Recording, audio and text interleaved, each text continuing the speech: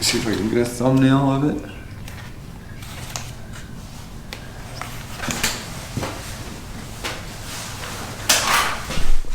You want both nailers in the thumbnail? There we go.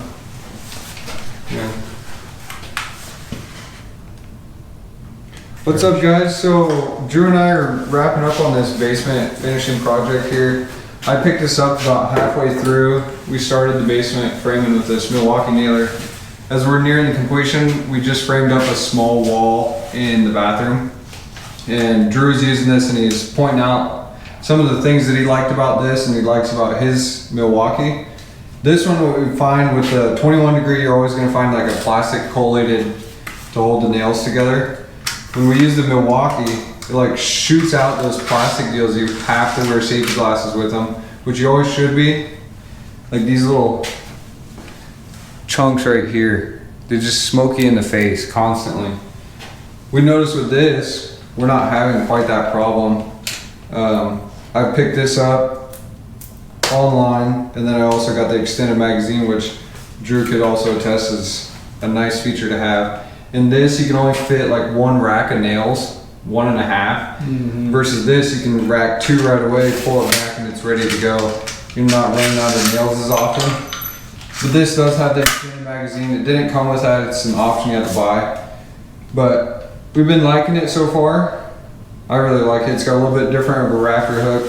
It did come with a belt hook, but I decided to use it on my impact because it sits out so much wider, but it is plastic. I don't know how well it'll hold up for like doing actually framing like a rafters or something, but this back here is a nice little handle.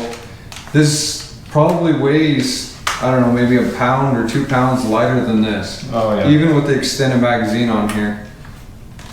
I usually use it with a 3 amp hour octane battery. He uses a 3 amp hour as well. We kind of like those batteries. They have a wider stance for our impacts. You set them down, they kind of hold up pretty good. They last all day. As far as the gun, it's been great. I really like it. I'd say it definitely is like significant. I don't know. I would say significantly lighter, but maybe it's just this gun is better balanced. Yeah, Drew's been using this for almost 3 years. Yeah. Since it came out, basically. And don't get us wrong, this is a great gun. We like them both. This one just shoots those plastic clips out a lot more aggressively. We haven't had any issues with really set nails. Sometimes in your toenailing with this, if you don't have the drive set completely down, it'll leave them hanging a little bit, but it's got plenty of power. I think it is. I think this is, I don't know. This feels better in your hand, and I enjoy using this gun more. I feel like it's just more user-friendly. This is like heavy in the bottom end almost. Yeah. Like back here seems heavy. It's just a real challenge to balance that thing one-handed, the Milwaukee compared to the Ridgid. And I do really like this tip compared. I really like the Milwaukee until I use this Ridgid, and now I like this tip even better. It's just got more teeth, like when you're toenailing off to the left and the right side. And it does come with a, I don't know what you would call it, but a plastic ring to go around that if you wanted to protect certain stuff. But yeah, this is what we use for hanging our doors. So, and the whole deal of this not drilling you in the face constantly with the plastic collation. The Milwaukee is terrible for that. The Ridgid, for whatever reason, it's not even hardly an issue. Another thing that we picked up on is this. Sometimes your battery goes dead, or you go to grab it and you're like, oh, you know, right in the middle of the project, you go to pick it up and it turned off. You got to turn it on and you're holding something and you got to readjust, turn it on. This, you just grab and go. It does have the little 2 trigger mechanism. You got to click, you got to be holding this safety button and the trigger, as well as this detent. If it's not down, it won't fire. It does have a, just like the Milwaukee, once it gets down to like 3 nails, you got to add more nails, so it won't allow it to dry fire.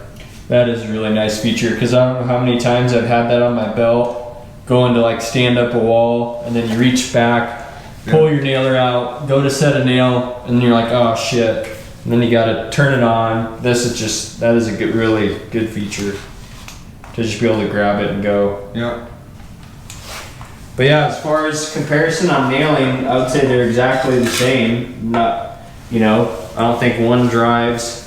These are, Were you say something? oh, these are 131s, 3 1/8 long, full head, of course, for a 21 degrees. So I mean, you can you see, can see it's setting them just set them perfect. perfectly where you need them. You know, Milwaukee does the exact same. Oh, See, I think this is even smoother though. Like you see that recoil. yeah, bounce. This is just, which there I didn't have pressure on it, but I don't know. I like that's like more of a. Both good nailers, but we're kind of leaning towards this Ridgid. I picked it up for $249 as an open box item off of eBay, and then picked up the extended magazine from Home Depot. I think it was 59 bucks. Definitely well worth it to do that. Flip it over for us. There's a Allen head right here. Take that one loose, and then these one here and one here, and then that whole magazine slides off. And then you just slide the new one on and put those bolts back in. They do have blue Loctite on them, and that's like an anti-vibe so it doesn't back out. But it did take a little bit of muscle to bust those loose the first time, so don't be surprised. Hit it with your purse. So yeah, there's a little review on the 21 degree framing nailer. I'll post some video. I think I recorded some video of using it, building that little wall for the shower that we just did, but I think I took a single photo. So, all right, enjoy.